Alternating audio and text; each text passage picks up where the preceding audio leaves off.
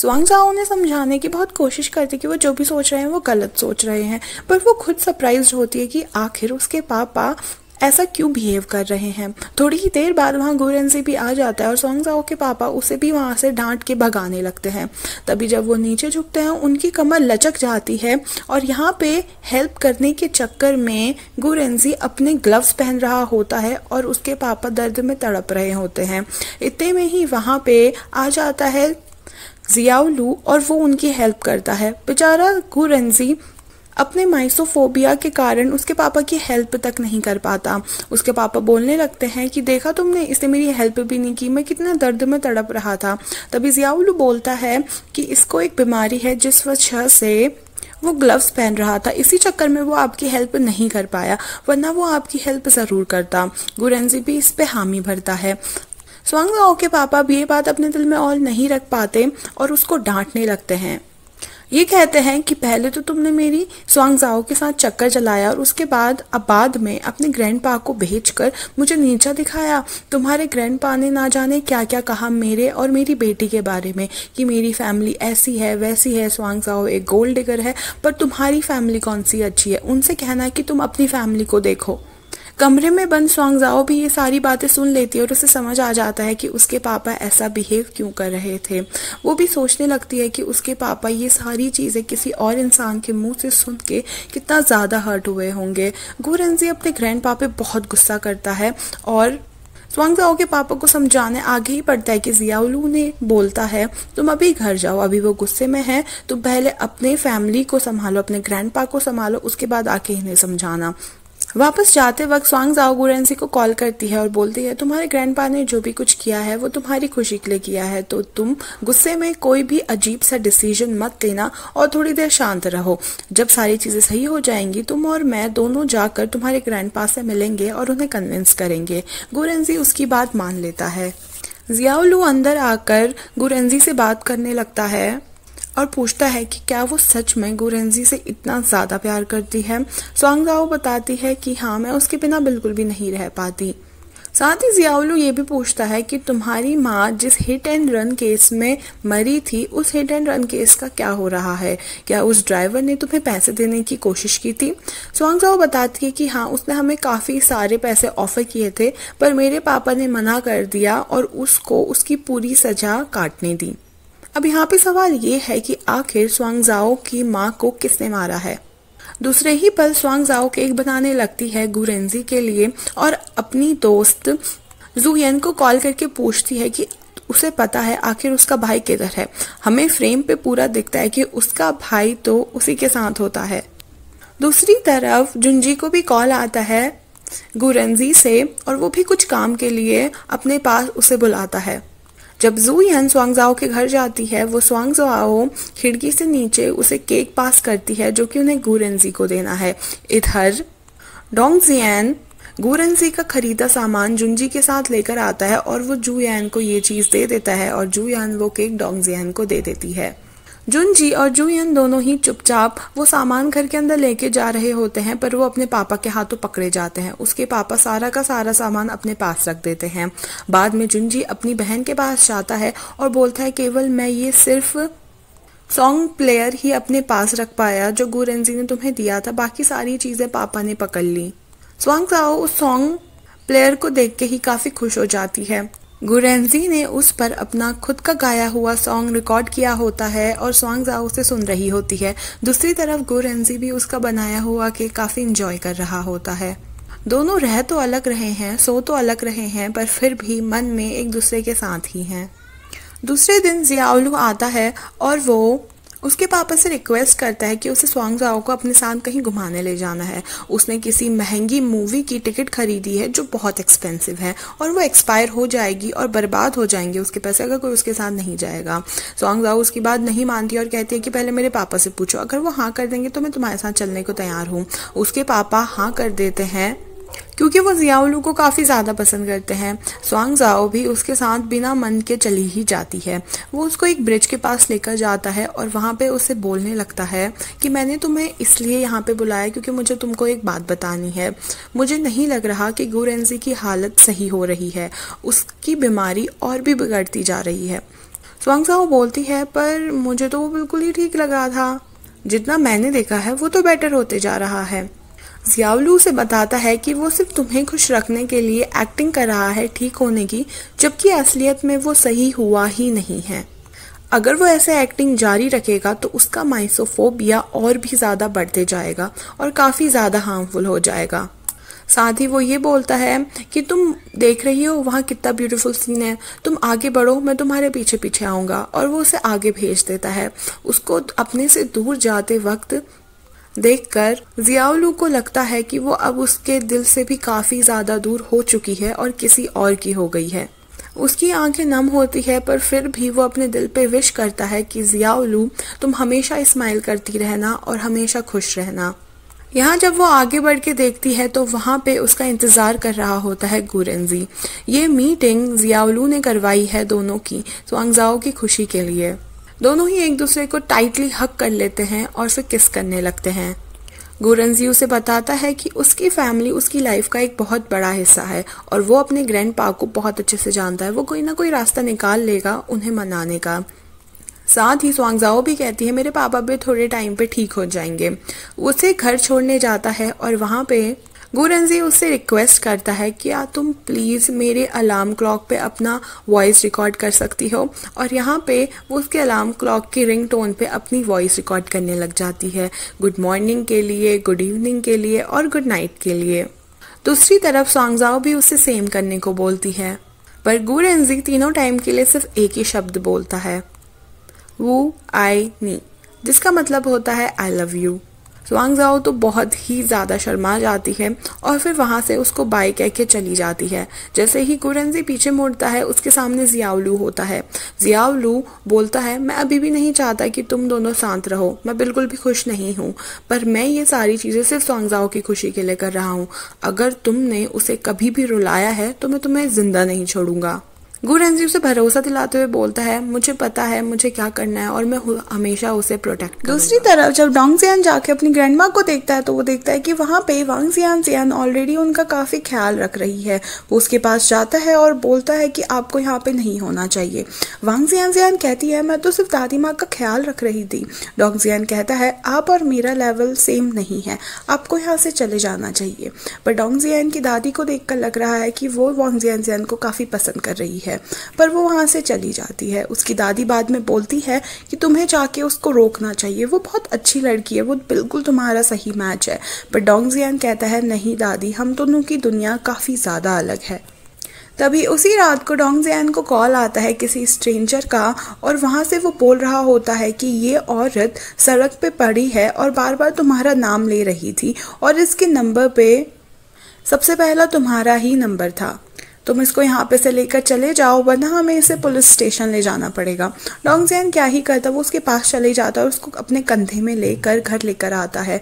वो रास्ते भर उसे बस मार रही होती है, रो रही होती है, कह रही होती है कि मैंने तुम्हें कितना कॉल किया, मैसेज किया, तुमने बिल्कुल भी रिप्लाई नहीं किया, तुम ऐसी हालत में मुझे कैसे छोड़ सकते हो। और फाइनली जब वो उसे घर लेकर आता है वो उसे लिटा देता है। तभी वो उससे पानी लाने को कहती है और जब वो उसे पानी पिला रहा होता है वो तब भी अपने होश में नहीं होती। डोंगजियान सोचता है ये तो होश में है नहीं, तो वो अपनी दिल की बात कहने लगता है। वो बोलता है मैं तुम्हें बहुत ज़्यादा पसंद करता हूँ, बहुत बहुत ज़्यादा, पर तुम्हारे भले के लिए मुझे तुमसे दूर रहना होगा। अगर मैं टाइम को पीछे कर सकता तो मैं वो सारी चीज़ें करता जो मैं कर पाता तुम्हें प्यार करने के लिए, तुम्हें प्रोटेक्ट करने के लिए, पर मैं ऐसा नहीं कर पाया। पर वांग जियान तो पूरे होशो हवास में थी। उसकी आंखें खुल जाती है और वो डोंगजियान को किस कर लेती है। डोंगजियान को भी उसका ये अफेक्शन काफ़ी ज़्यादा पसंद आता है। दूसरे दिन जब वो सुबह उठती है तो काफ़ी खुश होती है। डोंगजियान पूछता है कि क्या मैं तुम्हें छोड़ने जाऊं या मैं तुम्हें लेने आऊँगा। वो बिल्कुल मना कर देती है। वो कहती है कल रात जो भी कुछ हुआ मुझे कुछ भी याद नहीं है क्योंकि कल तो मैं ड्रंक थी और तुम जैसे नहीं चाहते थे कि मैं तुम्हारे घर पे आऊँ तो मैं आज से नहीं आऊँगी। पर वो स्माइल करते हुए वहाँ से चली जाती है, जिसे साफ पता चल रहा है कि वो डोंगजियान को छेड़ रही है। डोंगजियान दूसरे दिन उसके लिए फूल लेकर जाता है और वो वहाँ पे भी बहुत नखरे दिखा रही होती है। वो गिफ्ट देने उसके घर पहुँचता है। वो उसका गिफ्ट ले तो लेती है पर उससे कुछ बात नहीं करती, पर मन ही मन काफ़ी ज़्यादा हंस रही होती है। इधर जब स्वांगजाओ का पापा गिफ्ट्स खोल के देखता है तो उसके गिफ्ट्स में गुरेंजी ने उसके पापा के लिए भी काफ़ी सारे गिफ्ट्स भेजे होते हैं। काफ़ी अच्छी विशेस लिखी होती है कि आप जल्दी ठीक हो जाना, आपकी तबीयत ठीक हो जाए, आप खूब ज़्यादा जिएंगे। और यहाँ पे स्वांगजाओ का पापा बहुत ज़्यादा टेंशन में आ जाता है कि क्या ये लड़का सच में अच्छा है मेरी स्वांगजाओ के लिए, उसने इतना कुछ किया, वो भी मेरी बेटी के लिए। तभी उसके पापा कुकिंग करने लगते हैं और पीछे से स्वांगजाओ भी आ जाती है। उसका पापा स्वांगजाओ से बोलता है कि मुझे लगता है गुरेंजी तुम्हारे लिए सही इंसान है, तो तुम्हें दोबारा से अपने जॉब पे वापस चले जाना चाहिए। स्वांगजाओ तो समझ ही नहीं पाती कि उसके पापा इतनी जल्दी मान कैसे गए। वो काफ़ी ज़्यादा खुश होती है और तभी अपने पापा को हक करके बोलती है, पापा आप कभी भी ये मत सोचना कि कोई भी आदमी आपको मेरी लाइफ में रिप्लेस कर सकता है। आप हमेशा मेरे हीरो थे और हमेशा मेरे हीरो ही रहोगे। फिर वो खुशी खुशी अपने रूम पे चली जाती है और गिफ्ट्स खोलने रखती है गुरेंजी के दिए हुए, जिस पे गुरेंजी ने स्लिप्स लगाए होते हैं, जिस हर स्लिप में एक अच्छी अच्छी विश लिखी होती है उसके लिए। दूसरे दिन जब वो ऑफिस जाती है, वो टेबल के नीचे सफाई कर रही होती है और तभी गुरेंजी वहाँ आता है। गुरेंजी उसे झुक कर देखता है और वो दोनों काफ़ी ज़्यादा खुश हो जाते हैं एक दूसरे को देख के। वो उसे टाइटली हग कर लेता है और बोलता है कि जब जब तुम मुझसे दूर होती हो मुझे ऐसा लगता है कि हम लॉन्ग डिस्टेंस रिलेशनशिप में हैं। मैं कभी भी तुमसे दूर नहीं रहना चाहता। दूसरे ही पल स्वांगजाओ जाती है गुरेंजी की माँ से मिलने। वो पूछती है कि मुझे पहले जानना है कि ग्रैंडपा और गुरेंजी के बीच में आखिर क्या प्रॉब्लम्स हुई हैं जो वो ऐसे अजीब हो गए हैं। गुरेंजी की माँ बताती है कि ये सारी चीज़ें उसकी वजह से हुई है। वो बोलती है जब से मेरी शादी गुरेंजी के पापा से हुई थी तब से मेरे पापा बिल्कुल भी खुश नहीं थे। उन्होंने मुझे मेरे हस्बैंड से अलग कर दिया ये सोच के कि वो मेरे लिए सही इंसान नहीं है, और तब से उन्होंने सारा का सारा प्रेशर गुरेंजी पे डालना शुरू कर दिया कि अगर मेरी बेटी बेकार निकली तो क्या हुआ, मेरा पोता ज़रूर अच्छा निकलेगा। और अपने ग्रैंड पापा को परफेक्ट चीज़ें देने के लिए गुरेंजी बिल्कुल एडिक्टेड हो गया। हर चीज़ें सही से रखने लग गया, सफाई करने लग गया, और वो इतना ज़्यादा अजीब हो गया कि ये उसकी एक एबनॉर्मेलिटी और एक बीमारी सी बन गई जो अभी माइसोफोबिया में कन्वर्ट हो गई है। तो गुरेंजी की बीमारी का कारण कहीं ना कहीं उसके ग्रैंडपा ही थे। स्वांगजाओ तभी बोलती है कि हमें कुछ ना कुछ करना चाहिए उन दोनों को मिलाने के लिए और उन दोनों के बीच में मिसअंडरस्टैंडिंग ख़त्म करने के लिए। मैंने अभी सोचा नहीं है, पर जैसे ही सोचूंगी आपको ज़रूर बताऊंगी और आपको मेरी हेल्प करनी होगी। गुरेंजी की माँ खुशी खुशी हाँ कर देती है। जब वो ऑफिस जाती है तब उसका कलीग बताता है कि गुरेंजी हर साल अपने बेस्ट एम्प्लॉय के हाथ के प्रिंट लेते हैं और उन्हें ही गिफ्ट करते हैं। इतने में गुरेंजी भी वहाँ आ जाता है। गुरेंजी उससे बोलता है कि इस साल तुमने भी काफ़ी ज़्यादा अच्छा परफॉर्मेंस दिया है, चलो तुम्हारे भी हाथ का हम प्रिंट लेते हैं। वो उसके हाथ का प्रिंट अच्छे से अपने हाथों से प्रेस करके लेता है और दोनों काफ़ी खुश होते हैं। पर गुरेंजी का प्लान तो कुछ और ही है। अपने कैबिन पे जाके वो कॉल करता है रिंग बनाने वाले को और बोलता है मुझे मेरी वाइफ के हाथ का साइज मिल चुका है और मैं आपके स्टोर से सबसे महंगी और सबसे अच्छी डायमंड रिंग गिफ्ट करना चाहता हूँ, तो आप जल्दी से मेरा ऑर्डर ले लीजिए। गुरेंजी तो उसके साथ बिल्कुल शादी की प्रिपरेशन में लगा हुआ है। दूसरे दिन जब वो उसके ऑफिस पे साफ सफाई करने आती है तब भी वो पीछे से सारी वेडिंग ड्रेसेस के डिज़ाइन उस पर ट्राई करके देख रहा होता है कि उस पर क्या सूट करेगा, जिसके बारे में स्वांगजाओ को कोई भी आइडिया नहीं है। दूसरे ही पल वो जुनजी, जूयन और डोंगजियान को भी बुलाता है क्योंकि वो तीनों स्वांगजाओ और गुरेंजी दोनों की ही काफ़ी फिक्र करते हैं। वो उनसे सजेशंस पूछने लग जाता है कि आखिर मुझे किस तरह से प्रपोज करना चाहिए। पहले जो जुनजी और जूयन काफ़ी चिंता में होते हैं कि इतनी जल्दी प्रपोज कैसे कर रहा है। वो उसे काफ़ी सारे सवाल पूछते हैं कि घर का एक्सपेंसेस कौन उठाएगा, बच्चे पैदा होंगे तो उन्हें कौन हेल्प करेगा, बच्चों का ख्याल कौन रखेगा, स्वांगजाओ का ख्याल कौन रखेगा, घर के सामान कौन लाएगा, बाहर के सामान कौन लाएगा। और गुरेंजी कहता है ये सारी चीज़ें मैं ही करूँगा और मैं उसका बहुत अच्छे से ख्याल रखूँगा, पर मैंने अभी एक प्रपोजल तैयार किया है कि मुझे किस तरह से स्वांगजाओ को प्रपोज करना है, क्योंकि मैं चाहता हूँ ये प्रपोजल उसके लिए बेस्ट साबित हो। और उसने एक बहुत बड़ी प्रेजेंटेशन प्रिपेयर की होती है, सारे के सारे वर्ल्ड वाइड डिज़ाइन कलेक्ट करके कि किस तरह से लोगों ने प्रपोज किया है अपनी गर्लफ्रेंड को। सारे लोग देख के काफ़ी इम्प्रेस होते हैं कि उसने सिर्फ एक प्रपोजल के लिए इतनी सारी मेहनत की है। सब लोग थोड़े थोड़े अपनी एडवाइजेस भी देने लग जाते हैं और यहाँ पे गुरेंजी का प्रपोजल हो जाता है प्रिपेयर्ड। वो जाके वेन्यू में भी बात कर लेता है और साथ ही बहाने से जुयन भी उसे एक वाइट ड्रेस ये कह के गिफ्ट करती है कि वो ड्रेस उसको फिट नहीं आ रही है, और स्वांगजाओ तो इन सब से बिल्कुल ही अनजान है। दूसरे दिन प्रपोजल वेन्यू में वांग जियान आती है और डोंग जियान से फाइनली बात करने लग जाती है। तभी डोंग जियान भी मौके का फ़ायदा उठाता है और उसको बोलता है, उसकी आंखों में देख के, मैं तुमसे बहुत प्यार करता हूँ बेबी वांग। और वांग जियान काफ़ी शर्मा जाती है पर बहुत खुश भी होती है। दूसरी तरफ जुनजी जुयन से बोलता है कि जो तुमने ड्रेस पहनी है उसमें तुम्हें अपने बाल बांध के रखने चाहिए, ऐसे खुले बाल उस पर अच्छे नहीं लग रहे हैं। जैसे ही वो बाल बांधने वाली होती है, जुनजी उसके गले में एक डायमंड का पेंडेंट डाल देता है जो उसने उसके लिए खरीदा होता है और अपने प्यार का इजहार दोबारा से कर देता है। जुयन तो बहुत ही ज़्यादा खुश हो जाती है और उससे थैंक यू भी बोलती है। थोड़ी ही देर में जुयन वहाँ पे स्वांगजाओ को भी लेकर आ जाती है और ये कह के वहाँ से चली जाती है कि मुझे कुछ काम है और मैं ड्रिंक्स वगैरह देखकर भी आती हूँ। जैसे ही वो जाती है, एक लड़की छोटी सी भाग के आती है और उसे फ्लावर का बुके दे देती है। वो लड़की के जाने तक का वांग जियान आती है और उसे क्राउन पहना देती है। जैसे ही वो जाती है, जुनजी आके उसके सर पे वेडिंग वेल लगा देता है और इतने में ही जुयन आके उसके नीचे की स्कर्ट पहना देती है। जुनजी, जुयन, डोंग जियान, वांग जियान चारों ही मिलके उसको अच्छी परफॉर्मेंस देते हैं और जैसे ही वो लोग साइड होते हैं, सामने से बहुत ही हैंडसमली ड्रेस होकर आता है गुरेंजी। वो उसके करीब आके बोलता है कि मेरी लाइफ बहुत मैसी थी और बहुत अजीब सी थी तुम्हारी मेरी ज़िंदगी में आने से पहले, पर जब से तुम मेरी ज़िंदगी में आई हो मुझे कभी नहीं पता था कि मेरी लाइफ इतनी क्लीन और अच्छी हो जाएगी। शायद मैंने कोई बहुत अच्छे काम किए होंगे जो तुम मुझको मिली हो, और अब मैं चाहता हूँ कि तुम्हारा और मेरा साथ हमेशा हमेशा के लिए बना रहे। स्वांगजाओ बोलती है, तुम्हें पता है ना मैं परफेक्ट नहीं हूँ और शायद हमारे बीच में चीज़ें अभी भी अजीब हैं। वो शायद इस चीज़ के बारे में बोल रही है जो उसकी फैमिली के साथ हुआ है कि उसके ग्रैंडपा उसे एक्सेप्ट नहीं कर रहे हैं। पर गुरेंजी कहता है, परफेक्ट तो मैं भी नहीं हूँ, पर हम दोनों साथ में मिलकर एक परफेक्ट कपल ज़रूर बनाएंगे। और वो अपना हाथ आगे कर रही होती है और गुरेंजी उसे रिंग पहनाने ही वाला होता है कि वहाँ पे जियांग वेंजी अपने साथ एक आदमी को लेके आता है और यहाँ पे ड्रामा का सबसे बड़ा राज खुलता है।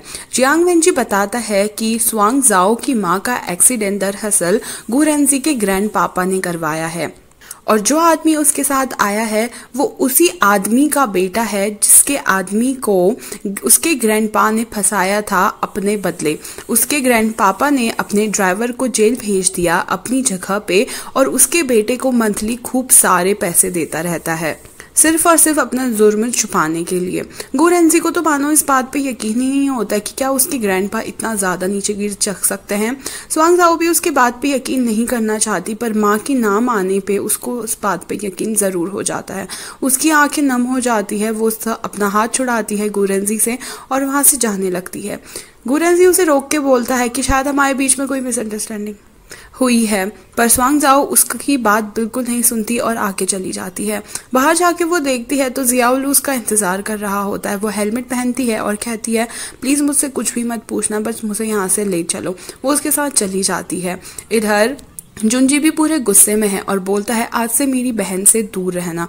तुम्हारी और तुम्हारी फैमिली भले ही रिच क्यों ना हो, पर वो इतना नीचे गिर सकते मैंने कभी सोचा नहीं था। कभी भी मेरी बहन के आसपास भी मत दिखना और उससे अब बिल्कुल तुम दूर रहना। उसकी गर्लफ्रेंड जुयन बोलती है, तुम्हें अपने ग्रैंडपापा से जाके पूछना चाहिए कि ये सारी चीज़ों का आखिर राज क्या है। वो अपने ग्रैंडपा के पास जाता है और गाड़ी रोक लेता है। बाहर आने पे वो पूछता है कि 1 साल पहले जो एक्सीडेंट हुआ था उस पर क्या हुआ था, क्या आपने किसी को मारा था। उसकी माँ कहती है, अभी इन चीज़ों का कोई फ़ायदा नहीं, वो तो 1 साल पहले हुआ था, तुम शांत हो जाओ प्लीज़, इस तरह से अपने ग्रैंडपा से बात मत करो। गुरेंजी कहता है, जिस औरत को इन्होंने मारा था वो स्वांगजाओ की माँ है। आपकी सिर्फ एक गलती की वजह से एक पूरा का पूरा परिवार बर्बाद हो गया और आपको इस चीज़ का कोई गिल्ट नहीं है, और इसके ऊपर आपने किसी और को अपने जुर्म की सज़ा लेने के लिए जेल भेज दिया। इतने में वहाँ पे पुलिस भी आ जाती है और लेकर जाती है ग्रैंडपा को आगे इन्वेस्टिगेशन करने के लिए। पर यहाँ मानो स्वांगजाओ का दिल बहुत बुरी तरह टूट गया है। वो जियाओलू से कहते कि मुझे अभी अकेला रहना है, तो तुम प्लीज़ मुझे अकेला छोड़ दो। वो अपनी माँ की फ़ोटो देख के बहुत रोती है, खूब ज़्यादा फूट फूट के रोती है। बाद में जब वो रिलैक्स होने के बाद बाहर आती है, उसका पापा उसे हक करता है और माफ़ी मांगता है कि उसने उसको प्रोटेक्ट नहीं किया। साथ ही जुनजी कहता है कि ये बात हमारी माँ की है और मैं इसको आसानी से नहीं जाने दूंगा। बाद में जब स्वांगजाओ अकेली बैठी होती है, डोरबेल बजती है। वो जैसे ही डोर खोलने जाती है, उसको आवाज़ आती है बाहर से गुरेंजी की। वो बोलता है प्लीज़ मुझे एक बार अंदर आने दो, मेरी बात तो सुन लो। स्वांगजाओ कहती है अब हमारे बात करने का कोई भी फ़ायदा नहीं है, सब कुछ खराब हो चुका है। गुरेंजी बोलता है कि मैं और मेरे ग्रैंड पापा बहुत ज़्यादा डिफरेंट है, जो उन्होंने किया उसकी सज़ा मुझे क्यों मिल रही है, मैंने तो ये नहीं किया, मुझे तो पता भी नहीं था कि ऐसा कुछ हुआ भी है। स्वांगजाओ बोलती है भले ही तुम्हारी इस पे गलती ना हो, पर मैं एक किलर के पोते के साथ कैसे रह सकती हूँ। जो खून तुम्हारे ग्रैंड पापा के रगों में दौड़ रहा है वो तुम्हारे रगों में भी दौड़ रहा है। मेरी माँ बहुत ज़्यादा हर्ट होगी अगर उन्हें थोड़ा सा भी ये अंदाज़ा हुआ कि मैं एक किलर के पोते के साथ शादी कर रही हूँ। मैं ऐसा नहीं कर सकती। दोनों फूट फूट के रोने लग जाते हैं, क्योंकि एक दूसरे से वो प्यार ज़रूर करते हैं, बस कुछ कारणों की वजह से दोनों एक दूसरे से मिल नहीं पा रहे हैं। दोनों के मन में एक दूसरे के लिए प्यार ज़रूर है, पर चीज़ें काफ़ी ज़्यादा कॉम्प्लिकेट हो चुकी हैं। घर जाने के बाद गुरेंजी की हालत काफ़ी ज़्यादा ख़राब हो जाती है। ऐसा लग रहा है कि उसकी बीमारी और भी बुरी हो रही है।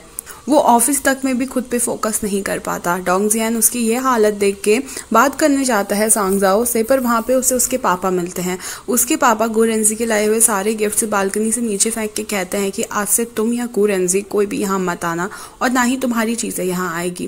डोंगजियान वो सामान को लेके जा ही रहा होता है कि रास्ते में उसे कुछ गुंडे मिलते हैं जो कि जियान वेंजी ने भेजे होते हैं अपना बदला निकालने के लिए, और पता चलता है कि ये तो डोंगजियान के पहले के साथी हैं। डोंगजियान भी इनमें से ही एक हुआ करता था जब तक का गुरेंजी ने उसे सहारा नहीं दिया।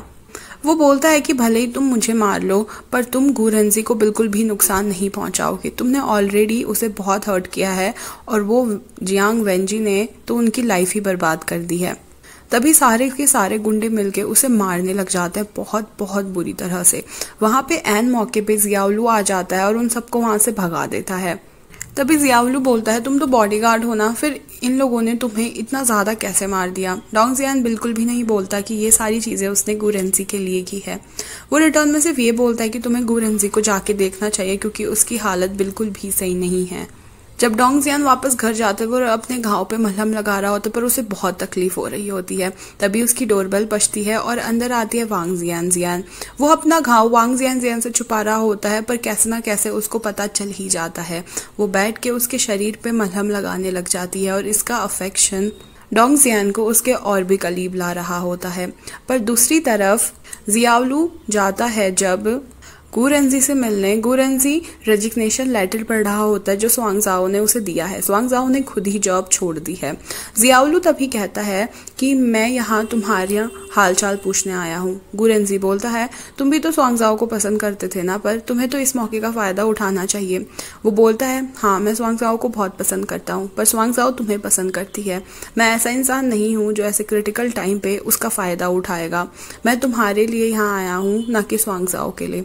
तुम्हारी हालत और भी ख़राब होती जा रही है और एज अ थेरेपिस्ट मैं ये बिल्कुल नहीं होने देना चाहता।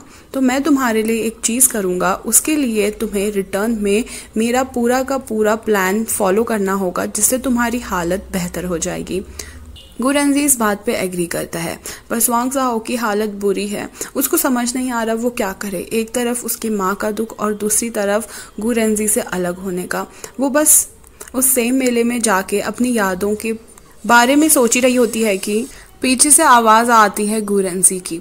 वो गुरेंजी की पुकार सुन के पीछे पलट जाती है। बोलती है जियाओलू ने मुझे बोला है तुम्हें मुझसे एक इम्पॉर्टेंट बात करनी है, मैं तभी यहाँ पे आई हूँ। गुरेंजी उसे जाके हक कर लेता है। बोलता है मैं सारी चीज़ें समझता हूँ, जो भी कुछ तुम्हारे साथ हो रहा है मैं सब समझता हूँ, पर मैं तुम्हें बस देखना चाहता था। बस एक बार मेरी बात सुन लो। पर वो उसकी बात बिल्कुल भी सुनने को तैयार नहीं होती। वो वहाँ से जा ही रही होती है और यहाँ पे इस पार्ट का एंड हो जाता है। अब आगे क्या होगा? क्या इन दोनों की लव स्टोरी आगे बढ़ पाएगी या एक और नई लव स्टोरी सामने आएगी जियाओलू और स्वांगजाओ की? इन सारे रात से पर्दा खुलेगा लास्ट पार्ट में, और जो एज यूजुअल थोड़ा सा लंबा होगा। तो be prepared, subscribe to my channel ताकि आप वो पार्ट बिल्कुल भी मिस ना करें। Thank you so much for watching. Bye bye.